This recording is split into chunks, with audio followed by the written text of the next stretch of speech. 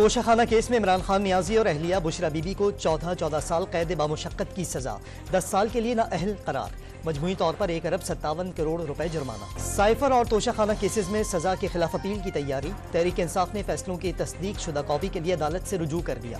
Barrister گوہر کا high court اور supreme court پر اظہار اعتماد۔ بشرا بی بی کی گرفتاری پر خوش نہیں، مخالفین کو چور کہنے والا پورے خاندان سمیت چور ثابت ہو گیا، مریم نواز کی بانی پی ٹی آئی پر تنقید۔ بانی پی ٹی آئی کی سزا پر جشن نہیں منا رہے، بشرا بی بی کی گرفتاری افسوسناک لیکن یہ سب مکافات عمل ہے، بلاول بھٹو کا مالاکنڈ میں خطاب۔ ووٹ کو عزت دو کا مطلب وعدے پورے کرنا، اسٹیبلشمنٹ کی آگ کا تارا ہوتا تو جیلیں اور جلا وطنی نہ کاٹتا، شہباز شریف کی اینکر سے گفتگو، پیپلز پارٹی سے اتحاد کا سوال بار بار بھول کر گئے۔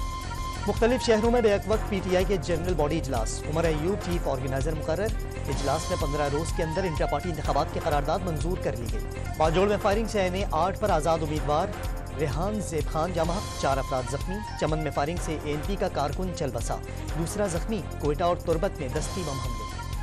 باجوڑ میں آزاد امیدوار ریحان زیب کا قتل، NA8 اور PK22 پر انتخابات ملتوی، خیبر پختونخوا اور بلوچستان میں امن و امان کی بگڑتی صورتحال پر الیکشن کمیشن نے کل اجلاس طلب کر لیا۔ اور امریکہ نے سبی میں تحریک انصاف کی انتخابی ریلی میں بم دھماکے کی مذمت کر دی، واقعہ انتخابی عمل کو نقصان پہنچانے کی کوشش قرار۔